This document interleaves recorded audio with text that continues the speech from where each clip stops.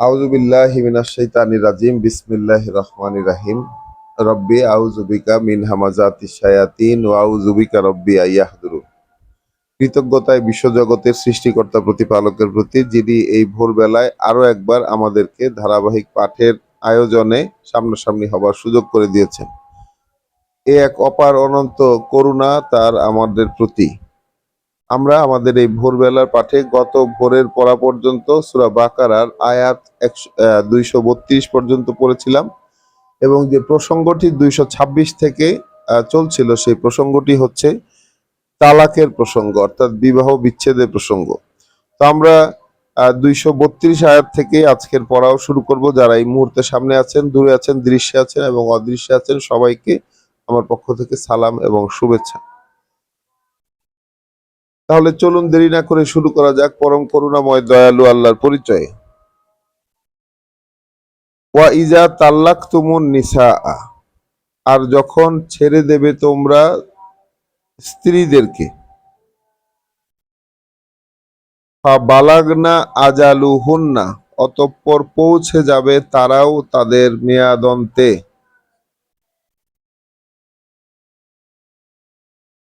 ফালা তাদুলুহুন্না, তখন আর বাধা দেবে না তাতে তাদেরকে, আন ইয়ানকিহা আজওয়াজাহুন্না, যে বিয়ে করে নেবে তারা তাদের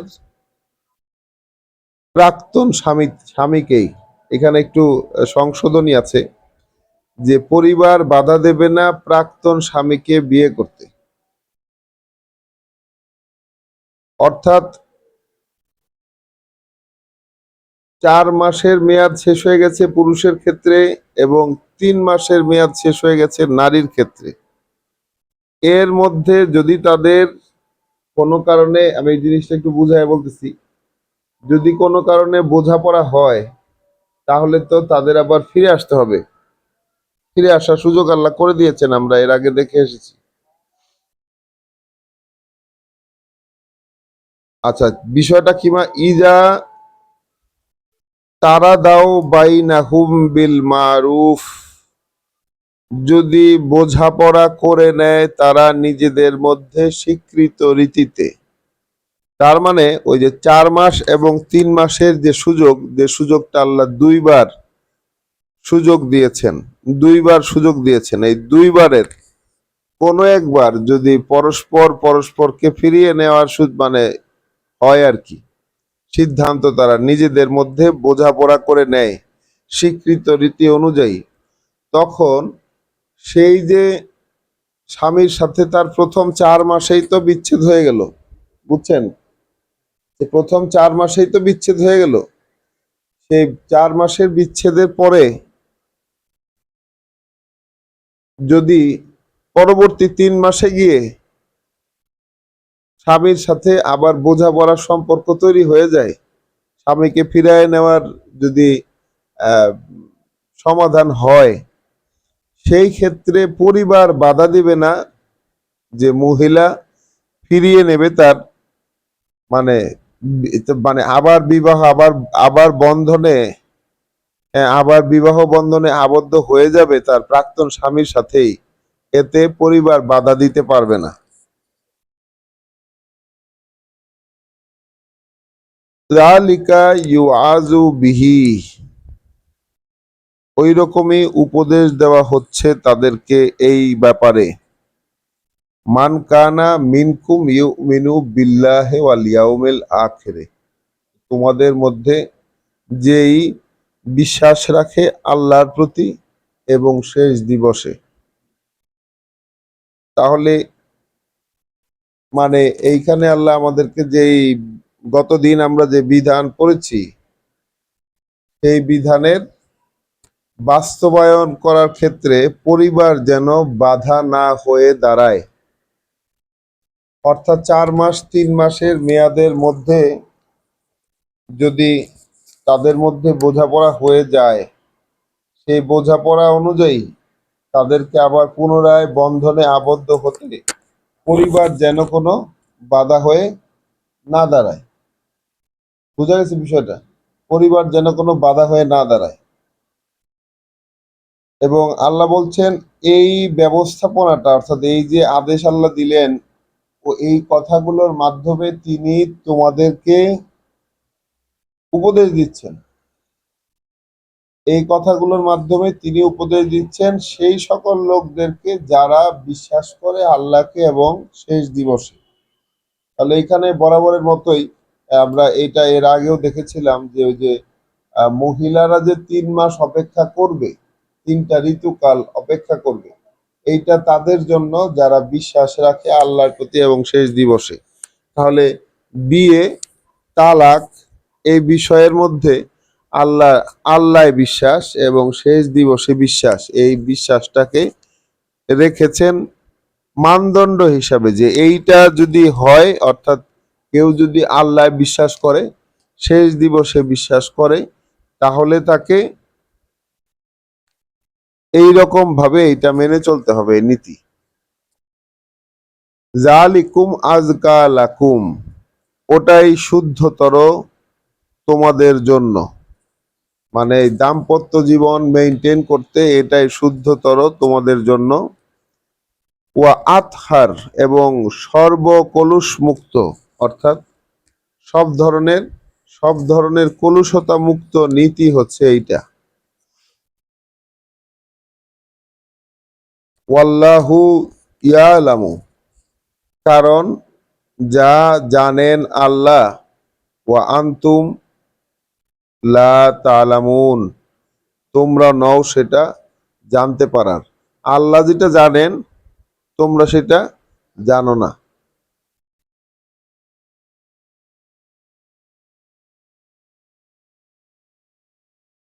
আয়াত 233। ওয়াল ওয়ালিদাতু ইউরদিনা আওলাদাহুন্না, আর মায়েরা দুধ পান করাবে তাদের সন্তানদেরকে, হাউলাইনে কামেলাইনে, 2 বছর পূর্ণ করে, লেমান আরাদা, এই ব্যবস্থাপনা তার জন্য যে চায়, আইয়ুতিম্মা আর রদা আতা, যে সে পূর্ণ করে দেবে তার শিশুর দুধ পান কাল। মানে বললেন কি আল্লাহ, যে মায়েরা দুধ পান করাবে তাদের সন্তানদেরকে পূর্ণ 2 বছর, এই ব্যবস্থাপনা তার জন্য যে চায় যে সে পূর্ণ করে দেবে তার শিশুর দুধ পান কাল। ওয়া আলাল মাউলুদে, এখন নবজাতক যার দায়িত্বে, নবজাতক অর্থাৎ নতুন ভূমিষ্ঠ হওয়া সন্তান যার দায়িত্বে, লাহু রিজকুহুন্না, মানে এই মহিলা এবং তার সন্তানের রিজিক যার দায়িত্বে, সন্তানের জীবিকা যার দায়িত্বে, ওয়া কিসওয়াতুহুন্না, এবং পোশাক দেওয়া যার দায়িত্বে, বিল মারুফ, মানে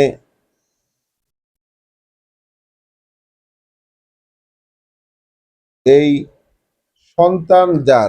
সন্তান যে পুরুষের, বিষয়টা কিরকম দাঁড়াবে তাহলে? ওয়া আলাল মাউলুদে, যার দায়িত্বে এই সন্তান, মানে যে দায়িত্বপ্রাপ্ত সন্তানের,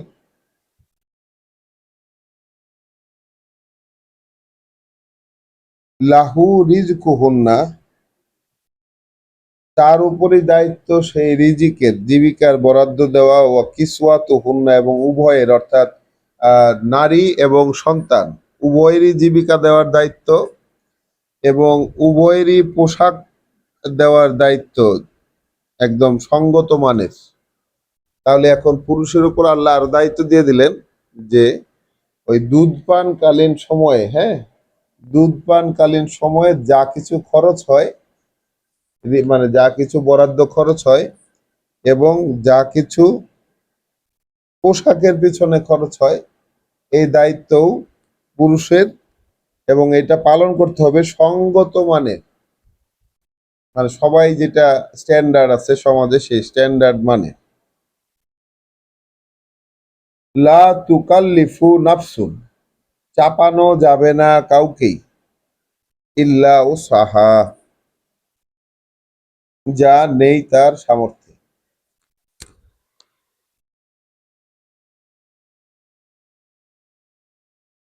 চাপানো যাবে না কাউকেই যা নেই, নেই তার সামর্থ্যে। তাহলে এই নীতিটা কিন্তু আল্লাহর এই বিয়ে এবং তালাক দুই জায়গাতেই, মানে তালাকের জায়গাটাতে আছে যে এই ক্ষেত্রে আমরা যেমন আমাদের নীতিতে, যেমন আমাদের বিয়েতে এখন দেখা যায় যে প্রচুর পরিমাণে দেনমোহর দিয়ে বিয়ে করানোর একটা প্রক্রিয়া, এবং আমাদের সমাজ এটা বলে যে এইটা বিবাহ বিচ্ছেদ হওয়া থেকে তাদেরকে রক্ষা করে বা নারীর সিকিউরিটি হিসেবে। এখন এখানে একটা বলার মতো কথা এইটাই যে আমাদের বিয়ের সিকিউরিটি যদি টাকা হয়, মানে ওই টাকাটা যদি বিয়ের সিকিউরিটি হয়, তাহলে এখানে কি আল্লাহর বিষয়ে কোনো শিরক সাব্যস্ত হয় কিনা এটা আপনারা চিন্তা ভাবনা করে দেখবেন।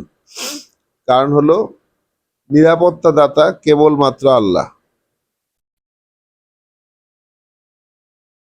আর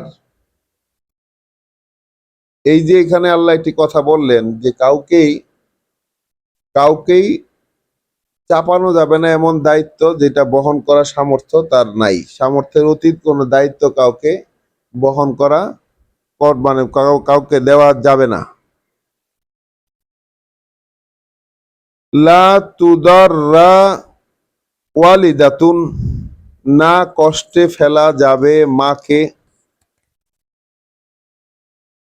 বেওয়ালাদিহা, সন্তানের কারণে তার, মানে মাকে, এখানে যে মায়ের সন্তান হয়েছে তালাকের পর তাকে কষ্টে ফেলা যাবে না তার সন্তানের মাধ্যমে বা সন্তানের দ্বারা। ওয়ালা মাউলুদুন লাহু বেওয়ালাদিহি, আর না কষ্টে ফেলা যাবে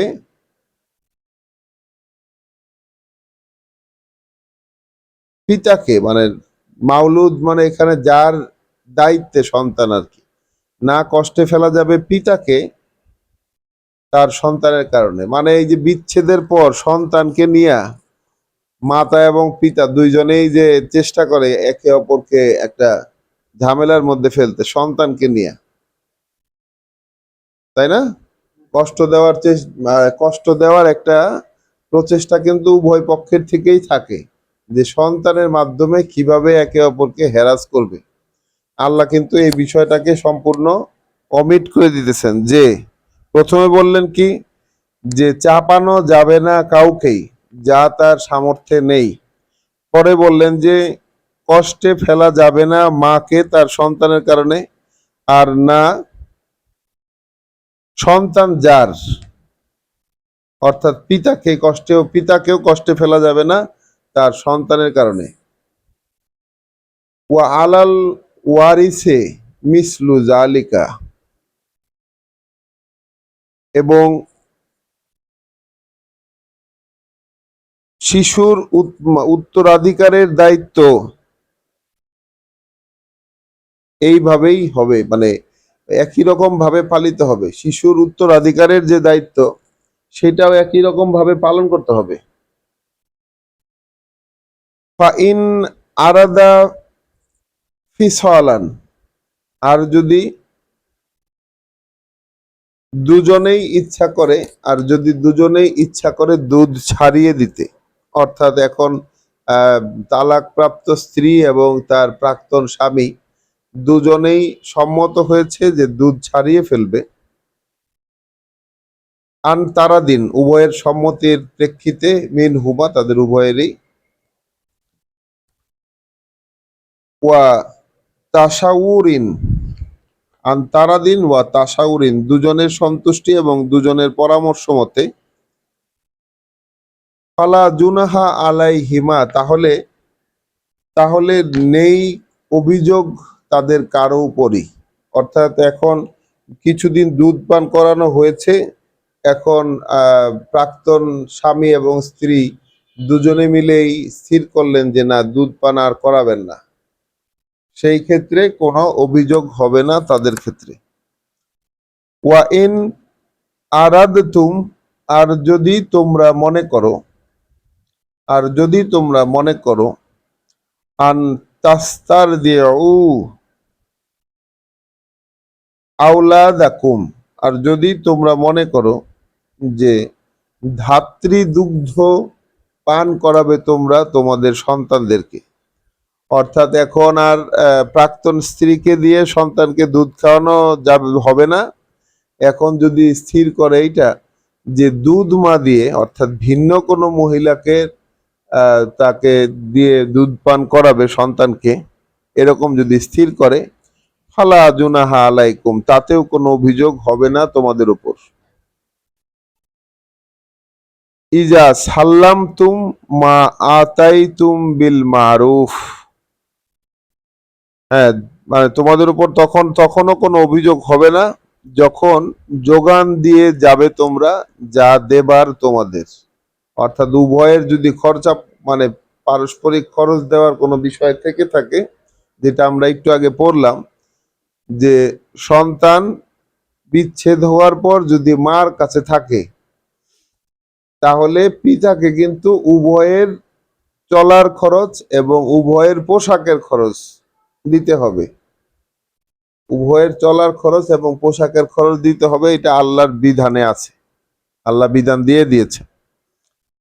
এখন যদি দুধ পান ছাড়াই ফেলতে চায়, যদি দুধ পান করাইতে চায় পরস্পরের সম্মতির ভিত্তিতে, আল্লাহ বলছেন তাতেও কোনো সমস্যা নাই, বরং তো ঠিক আছে।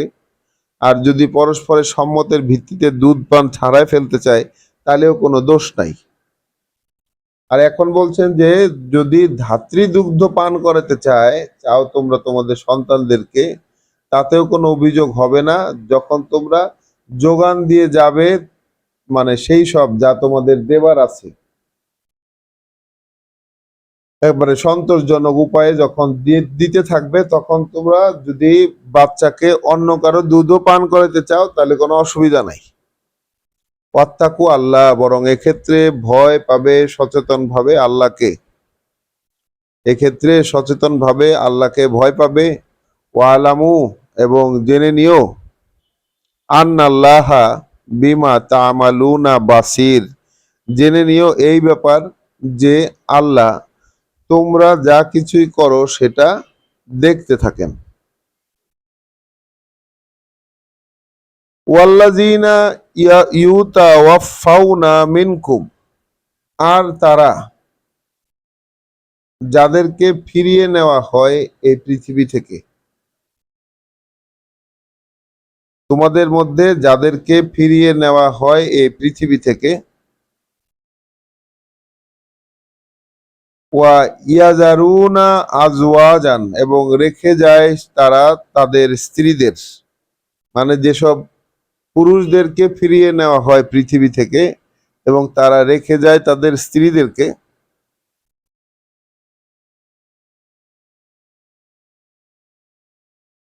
ইয়াতারাব্বাসনা বে আনফুসিহিন্না আরবাআতা আশহুরিন, তাহলে অপেক্ষায় রাখবে তারা নিজেদেরকে 4 মাস, ওয়া আশরা, এবং 10 দিন। তাহলে ব্যাপারটা কি দাঁড়ালো, যে যেসব পুরুষরা মৃত হলো এবং রেখে যায় তারা তাদের ঘরে তাদের স্ত্রীদেরকে, তাহলে সেই স্ত্রীরা অপেক্ষায় রাখবে নিজেদেরকে, ইয়াতারাব্বাসনা বে আনফুসিহিন্না, অপেক্ষায় রাখবে তারা নিজেদেরকে 4 মাস 10 দিন। ফাইজা বালাগনা আজালুহুন্না, অতঃপর যখন পৌঁছাবে তারা তাদের মেয়াদের অন্তে, ফালা জুনাহা আলাইকুম, তখন অভিযোগ হবে না তোমাদের ওপর। ফিমা ফালতা ফি আনফুসিহিন্না বিল মারুফ, যা করবে তারা, অভিযোগ হবে না তোমাদের উপর এই বিষয়টা নিয়ে যে যা করবে তারা তাদের নিজেদের ব্যাপারে নিয়ম অনুযায়ী সবাইকে জানিয়ে, অর্থাৎ সেই মহিলারা ওই 4 মাস 10 দিন পরে তারা নিজেদের সাথে কি করবে সেই ব্যাপারে তোমাদের অর্থাৎ পরিবার বা সমাজের কোনো দোষ হবে না। যে নারীরা যদি এরকম তাদের ইচ্ছা অনুযায়ী কিছু করে, নিজেদের সাথে বিয়ে করে বা একা থাকতে চায় বা যেটাই করুক, তাহলে সমাজ কিংবা পরিবারের কোনো দোষ তাতে হবে না।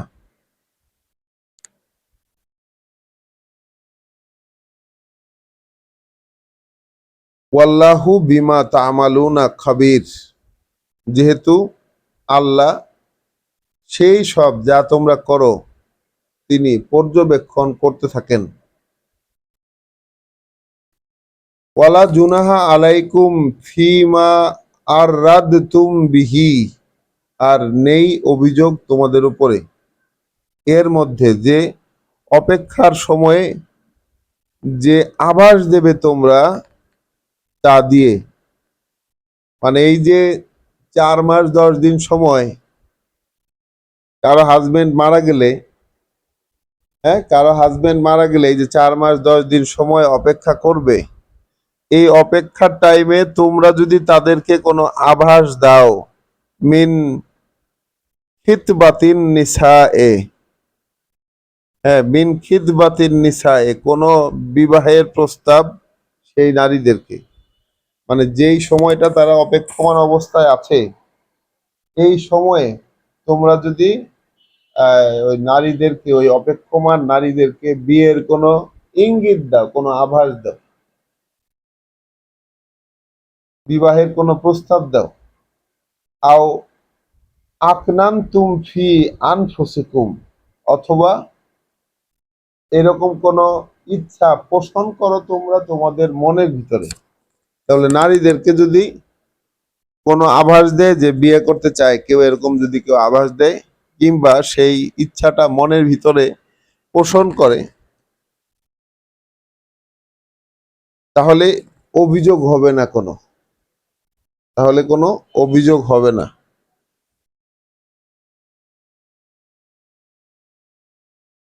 আলিমা আল্লাহ, জেনে নিয়েছেন আল্লাহ, আন্নাকুম সাতাযকুরুনাহুন্না, যে মনে মনে তোমরা ভাববেই তাদেরকে।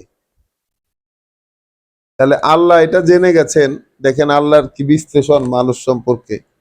আল্লাহ এটা জেনে গেছেন যে তোমরা মনে মনে ভাববেই তাদেরকে। ওয়ালাকিন লা তুওয়াইদুহুন্না সিররান, সেখানে কিন্তু কোনো কথা দেবে না তাদেরকে গোপন অভিসারে। মানে এখানে আল্লাহ আসলে দেখেন, মানে বলতে কিঞ্চিত পরিমাণও বাকি রাখেননি। আল্লাহর বিধান বর্ণনা করতে গিয়ে তিনি কিঞ্চিতও বাকি রাখেননি, বলছেন যে গোপনে তাদের সাথে কোনো কমিটমেন্ট করে ফেলবে না। এই 4 মাস 10 দিনের যে টাইম, এই টাইমের মধ্যে তোমরা তাদেরকে বিবাহের প্রস্তাব, মানে আভাস দিতে পারো বা মনের মনে এটা চিন্তা করতে পারো, কোনো দোষ নাই। কিন্তু তাদের সাথে কোনো ধরনের গোপনে তাদেরকে কোনো কথা দিবে না, গোপন অভিসারের মধ্যে কোনো কথা দিবে না। ইল্লা আন তাকুলু কওলান মারুফ, বরং সেক্ষেত্রে তোমরা শুধুমাত্র রীতিসম্মত ভাবেই কথাবার্তা বলবে। তাহলে গোপনে যে একদম কোনো কথা দিয়ে সম্পর্ক তৈরি করে ফেলবে, এরকমটা আল্লাহ করতে নিষেধ করলেন, কিন্তু এরকমটা করতে নিষেধ করলেন। ওয়ালা তারিফু ওয়ালা ওয়ালা তাজিমু উকদাতান নিকাহ, আর না সিদ্ধান্ত নেবে কোনো বিবাহের। মানে বিয়ে করে ফেলার সিদ্ধান্ত কিন্তু নেওয়া যাবে না। ওয়ালা তাজিমু উকদাতান নিকাহে হাত্তা ইয়াবলুগাল কিতাবু আজালাহু, আর না সিদ্ধান্ত নেবে বিবাহ বন্ধনের সেই পর্যন্ত, যেই পর্যন্ত না এই বিষয়টি এই বিষয়টি তার নির্ধারিত মেয়াদের অন্তে না পৌঁছায়। অর্থাৎ যে টাইমটা আল্লাহ অপেক্ষা করার জন্য দিয়ে দিয়েছেন তার আগ পর্যন্ত বিবাহের সিদ্ধান্ত নেওয়া যাবে না, বিবাহ করে ফেলার সিদ্ধান্ত নেওয়া যাবে না। ওয়ালামু, বরং জেনে নিও, আন্নাল্লাহা গাফুরুন হালিম, আল্লাহ আছেন অত্যন্ত ক্ষমাপরায়ণ, পরম সহিষ্ণু। তাহলে আল্লাহ অত্যন্ত সহিষ্ণু এবং ক্ষমাপরায়ণ, তাই তিনি মানে একেবারে কানিকুন্না তুলে এই যে বিধান আমাদের জন্য তিনি বর্ণনা করেছেন যে হাজবেন্ড যদি মারা যায় সেই ক্ষেত্রে সমাজের দৃষ্টিভঙ্গি বা অন্যান্য লোকের দৃষ্টিভঙ্গি সেই মহিলাদের সম্পর্কে কেমন হতে পারে, কতটুকের মধ্যে দোষ নাই আর কি করা যাবে না সেটা আল্লাহ বলে দিলেন। কিন্তু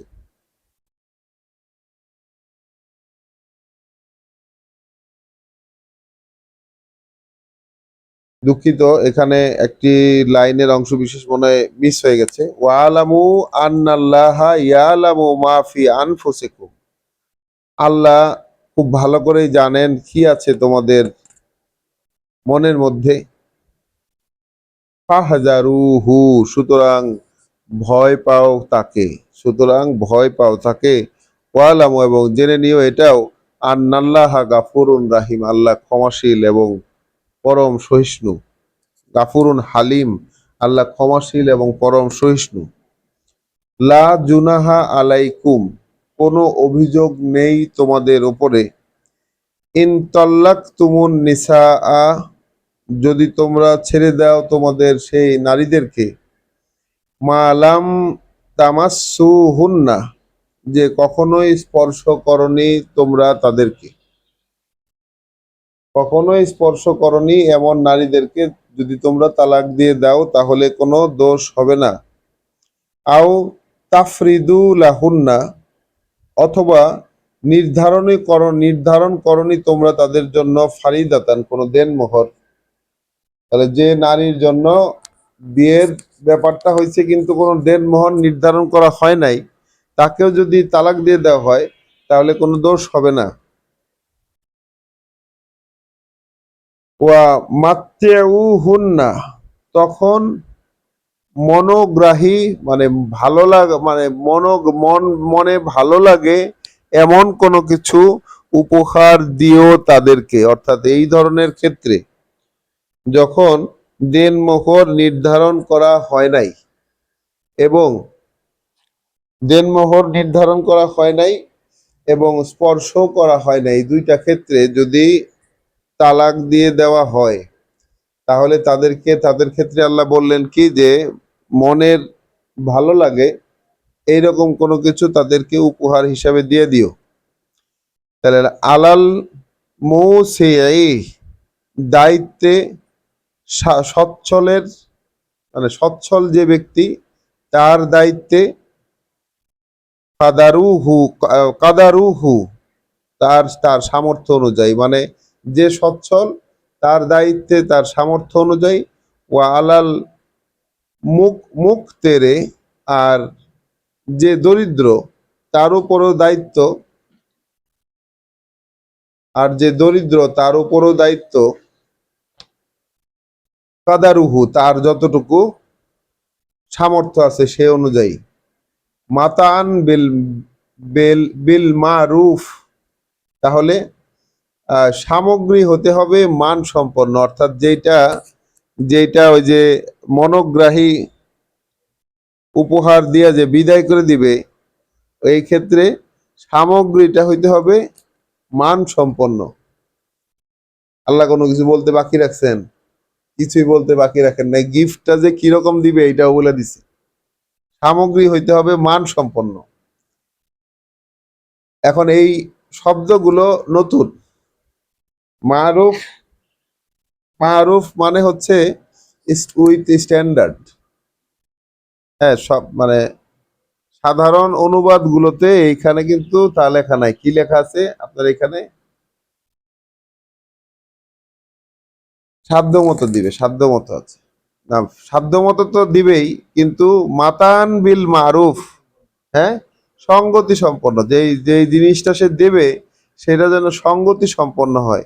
এখানে আমরা বলছি যে মান সম্পন্ন যেন হয়। হাক্কান আলাল মুহসিনিন, এইটা নির্ধারিত করণীয়, এটা নির্ধারিত করণীয় যারা কর্তব্যনিষ্ঠ, যারা আল্লাহর কথায় কর্তব্য পরায়ণ হইতে চায় তাদের ক্ষেত্রে। তাহলে এইটা যারা কর্তব্যনিষ্ঠ, আল্লাহর কথায় যারা কর্তব্য পরায়ণ, তাদের প্রেক্ষিতে এটা নির্ধারিত করণীয়। ঠিক আছে, অবশ্য মানে একটা নির্ধারিত দায়িত্ব দিয়ে দেওয়া আল্লাহর পক্ষ থেকে। আয়াত 237, ওয়া ইন তাল্লাক তুমু হুন্না, আর যদি তোমরা তালাক দিয়েই দাও তাদেরকে, মিন কাবলে আন তামাসসু হুন্না, এর আগে যে কখনোই স্পর্শ করনি তোমরা তাদেরকে, ওয়া কাদ ফারাদতুম লাহুন্না ফারিদাতান, তবে তখন ধার্য করে ফেলেছিলে একটা দেনমোহর তাদের জন্য। স্পর্শ করনি কিন্তু দেনমোহর ধার্য করেছো, এমন অবস্থায় যদি তালাক দিয়ে দাও, ফানিসফু মা ফারাদতুম, তাহলে দিবে অর্ধেক যা তোমরা ধার্য করেছিলে। তখন কিন্তু ওই যে সঙ্গতিপূর্ণ যে উপহার দিয়ে তালাক হয়ে যাওয়ার ব্যাপার, এর আগে যেটা আমরা পড়লাম, সেখানে তালাকে সেখানে কি দেনমোহর ধার্য করে নাই এবং স্পর্শও করে নাই। এখানে আসতেছে যে স্পর্শ করে নাই কিন্তু দেনমোহর ধার্য করে ফেলছে, সেই ক্ষেত্রে দেনমোহর যা ধার্য করা হয়েছিল তার অর্ধেক দেবে।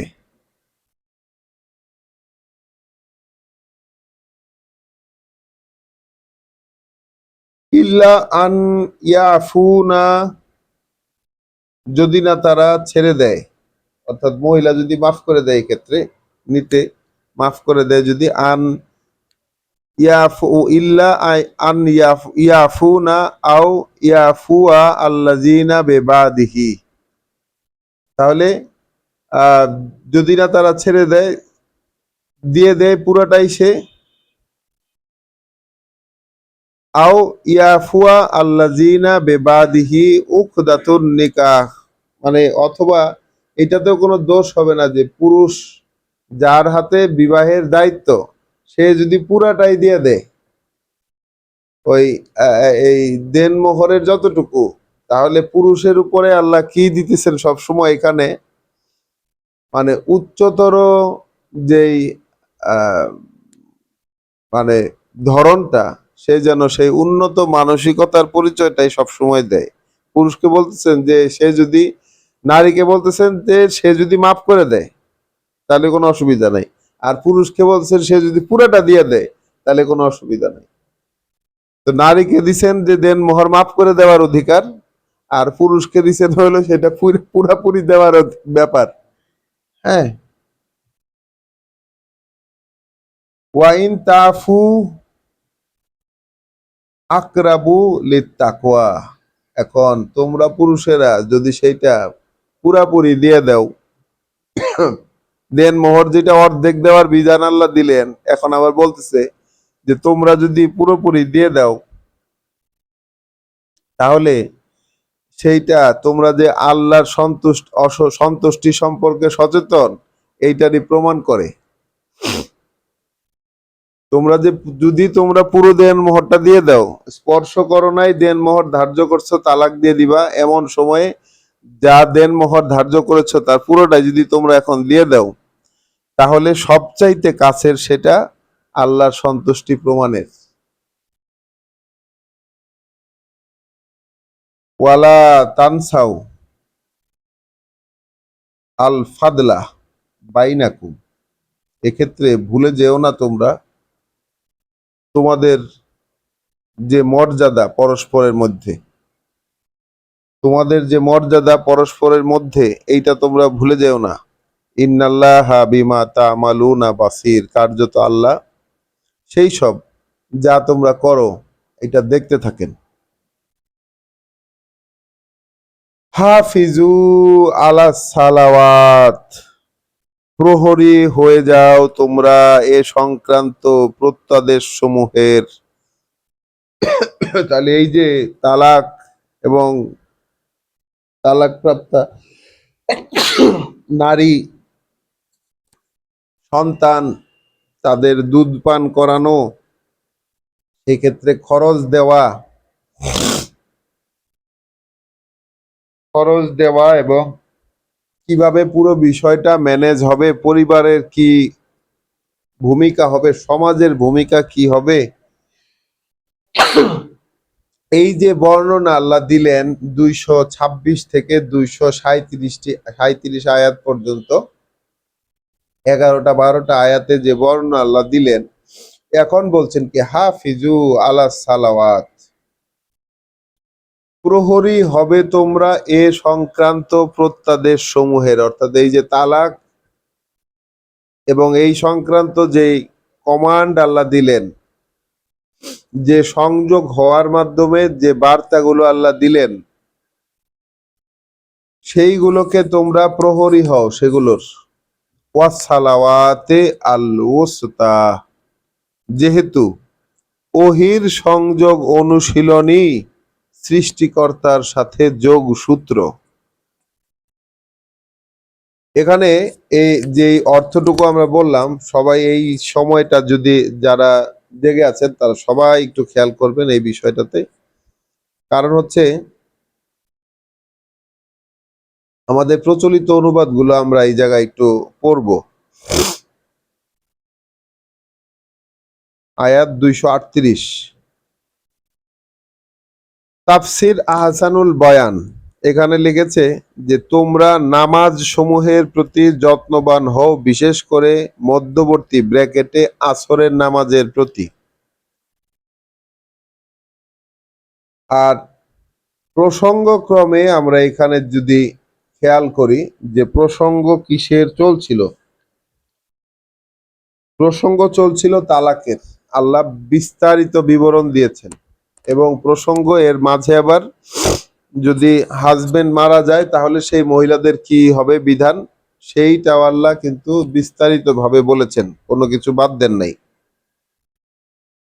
এইখানে হাফিজু আলা সালাওয়াত, তাহলে তোমরা সংরক্ষণ করবে, সংরক্ষণ করবে আলা সালাওয়াত, সালাওয়াতের উপর। এখানে সালাত শব্দটি এসেছে বহু বচনে, মানে যতগুলা সালাত এখানে রইলো, সেই যতগুলা সালাত, যতগুলা দায় দায়িত্ব দেওয়া হলো, সেইটার প্রতি তোমরা প্রহরী হবে, সেইটাকে সংরক্ষণ করবে। ওয়াস সালাওয়াতে, যেহেতু ওই সালাতটাই, অর্থাৎ এই যে সংযোগ সাধন তোমরা পেলে, যে সংযোগটা হলো তোমাদের, ওহির সংযোগ যেটা অনুশীলন করলে, এগুলো সংরক্ষণ করার মাধ্যমে, আল ওস্তা, ওটাই হচ্ছে সৃষ্টিকর্তা প্রতিপালকের সাথে যোগ সূত্র। মানে যে দায় দায়িত্ব, যে বিধিবিধান আল্লাহ দেন, সেইগুলো পালন করার মাধ্যমেই হচ্ছে সৃষ্টিকর্তার সাথে সংযুক্ত হওয়া যায়।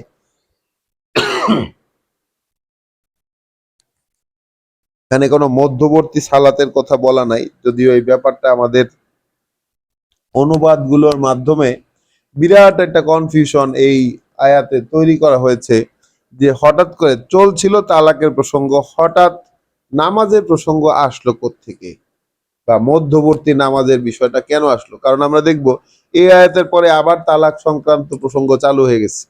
তালাক এবং সেই যে নারীদের হাজবেন্ড মারা গেল, সেই সংক্রান্ত প্রসঙ্গ কিন্তু এই আয়াতের পরবর্তী থেকে আবার চালু হয়। আমরা পড়ে যাই, দেখি। হাফিজু আলা সালাওয়াত ওয়াস সালাওয়াতিল উস্তা, প্রহরী হবে তোমরা এ সংক্রান্ত প্রত্যাদেশ সমূহের, যেহেতু ওহির সংযোগ অনুশীলনী যোগসূত্র সৃষ্টিকর্তার সাথে। ওয়াকুমু লিল্লাহি কানিতিন, এক্ষেত্রে দাঁড়াবে তোমরা আল্লাহর জন্য সমর্পিত হয়ে আদেশ বাস্তবায়নে।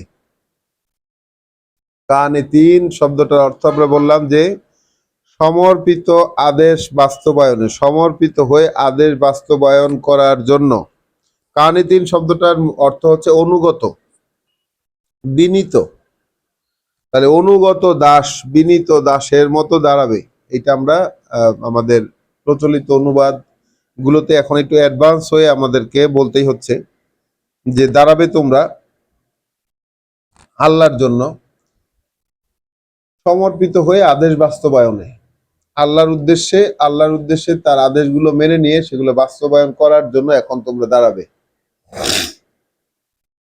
ফাইজা খিফতুম, কখনো যদি ভয় পাও তোমরা, যে বৃহত্তর সমাজের, মানে এখানে একটু বাড়তি কথা বললে যেটা দাঁড়াবে যে বৃহত্তর সমাজের বৈরী পরিমণ্ডলে, বৃহত্তর সমাজের বৈরী পরিমণ্ডলে এই যে আল্লাহ নতুন বিশ্বাসের যেই দিক তৈরি করলেন এবং নতুন জাতি সত্তা গঠন করলেন আল্লাহ। আমরা দেখেছি উম্মাতান ওয়াসাতান বলেছেন, সংযোগ সাধনকারী, মধ্যে থেকে মানুষের সাথে আল্লাহকে সংযোগ করিয়ে দেওয়ার যে জাতিগোষ্ঠী, আল্লাহ তৈরি করলেন এই কোরআনে সূরা আল বাকারায় আমরা দেখলাম। তাদেরকেই তো উদ্দেশ্য করে এগুলো বলছেন যে আল্লাহর এই সংক্রান্ত যে প্রত্যাদেশ সমূহ, সেই প্রত্যাদেশ সমূহ তোমরা এখন মেনে চলার জন্য তোমরা এখন প্রহরী হও এবং সমর্পিত হয়ে আদেশ বাস্তবায়নের জন্য আল্লাহর সামনে দাঁড়াও। এখন বলছেন যদি কখনো তোমরা ভয় পাও, অর্থাৎ এই যে বৃহত্তর সমাজে এই বিশ্বাসীরা যে এইসব কার্যকর করবে, এই ক্ষেত্রে পরিস্থিতি তো বৈরী, সমাজের পরিস্থিতি তো বৈরী। এই ক্ষেত্রে বৈরী পরিস্থিতিতে তোমরা এই আদেশ বাস্তবায়ন করতে গিয়ে যদি তোমাদের কোনো ভয় তোমরা পাও, ফারিজালান, তাহলে পায়ে চলা, আও রুকবানান, অথবা আরোহী অবস্থায়। তাহলে পায়ে চলা এবং অথবা আরোহী অবস্থায়। তাহলে চলতে চলতে কিংবা কোনো কিছুর উপরে সওয়ার হয়ে যদি ভয় পাও, ফাইজা আমিনতুম, আর যখন তোমরা নিরাপদ হয়ে যাবে, ফাজকুরু আল্লাহ, তখন প্রেক্ষিত অনুযায়ী উদ্ধৃতি উল্লেখ করবে তোমরা, প্রেক্ষিত অনুযায়ী উদ্ধৃতি উল্লেখ বর্ণনা করবে আল্লাহর। মানে যখন তোমরা নিরাপদ হয়ে যাবে তখন যেই ঘটনা ঘটছে সেই ঘটনা অনুযায়ী আল্লাহ কোন জায়গায় কি উল্লেখ করেছেন সেইটা বলে দিবে মানুষকে। আল্লাহ প্রেক্ষিত অনুযায়ী কি উল্লেখ করেছেন সেইটা বলে দিবে মানুষকে। কামা আল্লাহ মাকুম, যেভাবে তিনি শেখালেন তোমাদেরকে,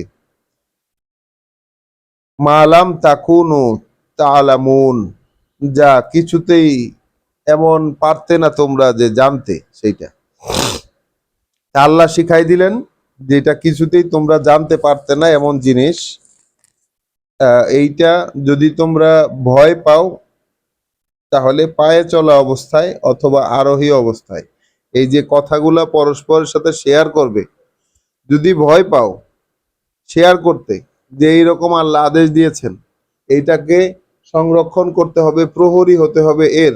যদি তোমরা ভয় পাও তাহলে পায়ে চলা অবস্থায় বা আরোহী অবস্থায় পরস্পরের সাথে শেয়ার করবে।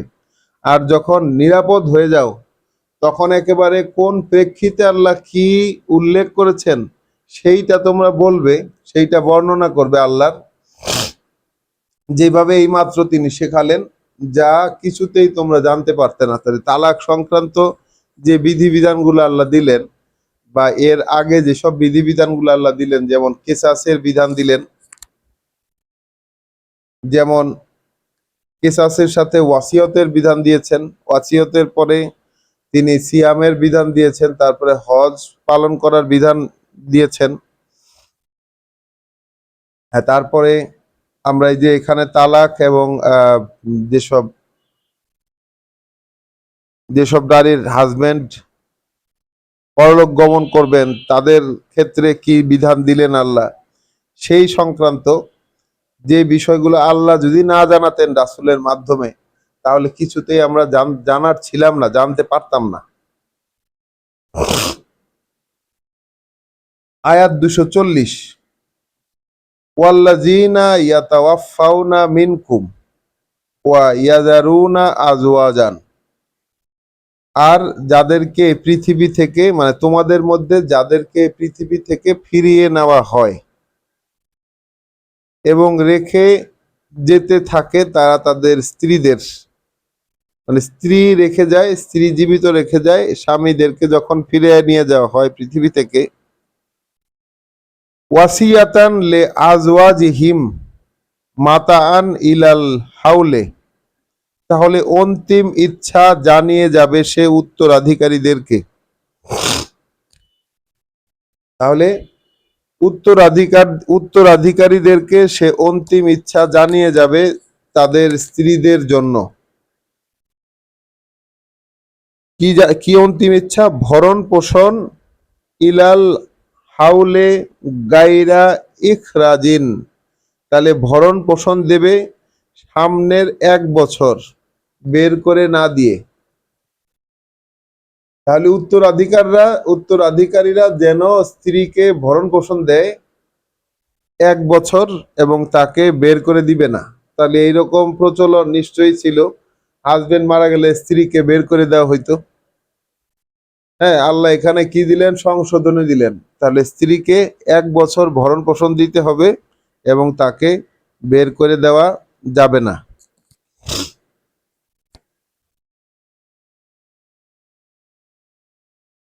আর যদি ফাইন খারাজনা ফালা জুনাহা আলাইকুম, আর যদি তারা বেরিয়ে যায় নিজ থেকেই, অর্থাৎ মহিলারা যদি হাজবেন্ড মারা যাওয়ার পর মহিলারা যদি নিজ থেকে বেরিয়ে যায়, তাহলে তোমাদের উপর অভিযোগ থাকবে না। ফি মা ফালনা ফি আনফুসিহিন্না মিন মারুফ, তোমাদের ক্ষেত্রে কোনো অভিযোগ থাকবে না সেই ব্যাপারে যা করবে তারা তাদের নিজেদের জন্য কোনো কল্যাণের বা নিজেদের ভালোর জন্য। মহিলারা যদি কোনো কিছু করে তাহলে তোমাদের উপর কোনো অভিযোগ থাকবে না।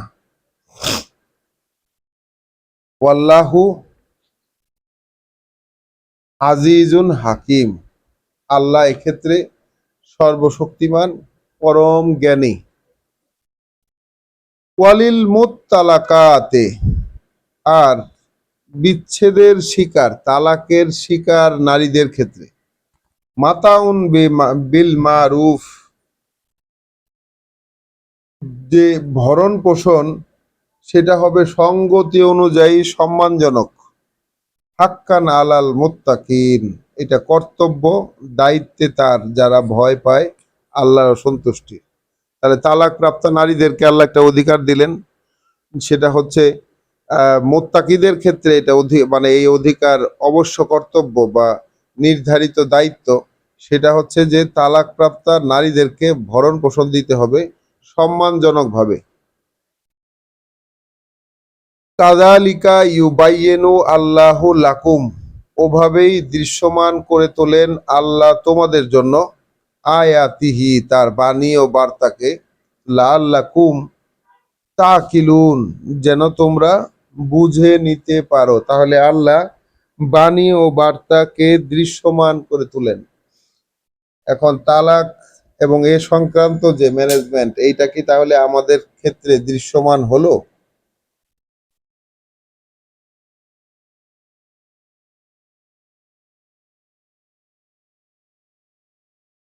তাহলে আজকের এই প্রসঙ্গটা আমরা যেটা পড়লাম, তালাক সংক্রান্ত প্রসঙ্গ, এটি একটি কংক্রিট একটি প্রসঙ্গ, যেটা 226 থেকে প্রসঙ্গটি শুরু হয়েছে, 242-এ এসে প্রসঙ্গটি শেষ হয়েছে।